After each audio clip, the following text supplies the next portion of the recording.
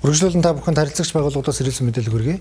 Төв зөнгөлдөх хүрээлэнгийн баруун урд хэсэгт Монгол улсын гавьяатай амьарчин Шарав Жамц болон түүний хүү Инхийн од нарын нэрэмжит сагсан бөмбөгийн талбайг нээсэн байна. Тус талбайг Next Electronics компани болон TCL брендийн хамтын санаачлагаар байгуулжээ.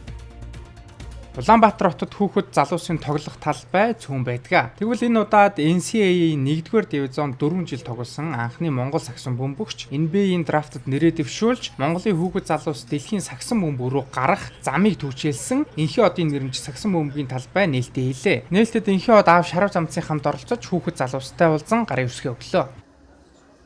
Сагсан бөмбөгийн талбайг тавьсан. Цахны бөмбөг байна. Гараа бөмбөг авсан. Тэр хичээлцгээрээ тэгээд хатуужтай ороод ирсэн да. Нийгмийн хариуцлагын хүрээнд хэрэгжүүлж байгаа маш олон төслүүд байдаг.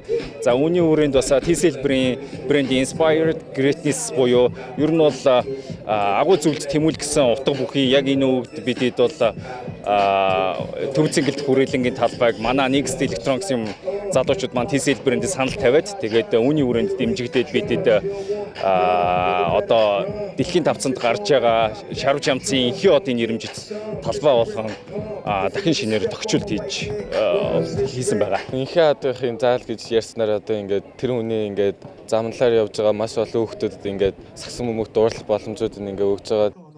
Тус бүтээн байгуулалтыг Next Electronics 100% хөрөнгө оруулалтаар гүйцэтгэжээ. Энэхүү төсөл нь хүүхэд залуусыг чөлөө цагаа зөв, идэвхтэй өнгөрүүлэх орчин нөхцлөөр хангах, спортоор дамжуулан эрүүл амьдралын хэв маягийг дэмжих зорилготой юм а. Хүүхэд залуус энэхүү сагсан бөмбөгийн талбайд үнэгүй чөлөөтэй тоглох боломжтой юм байна. Хон байгуулагчдын зүгээс энэхүү талбайд ирээдүйн тамирчдын ур чадвараа хөгжүүлэх, дэлхийн давцанд гарахад дөхөн боллоо гэдгийг онцолж байлаа.